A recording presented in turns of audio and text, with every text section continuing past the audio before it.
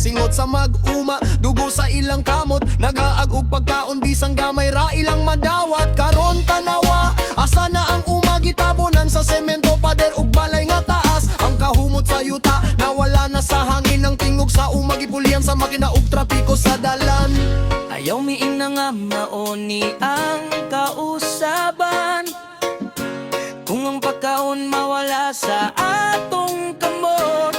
Ang yuta dili dulan sa hagkog nga huna, ang yuta para sa kinabuhi sa tanan.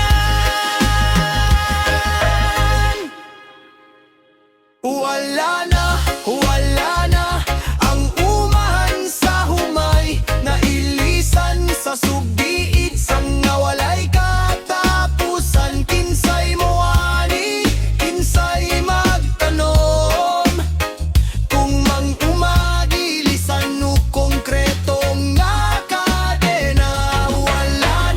Wala na ang maizang sa kabukiran ng mag-uma di kalimtan sa kalibutan. Bangon katawan, ipabatihang tingog, ang yuta dili para sa kwarta lang.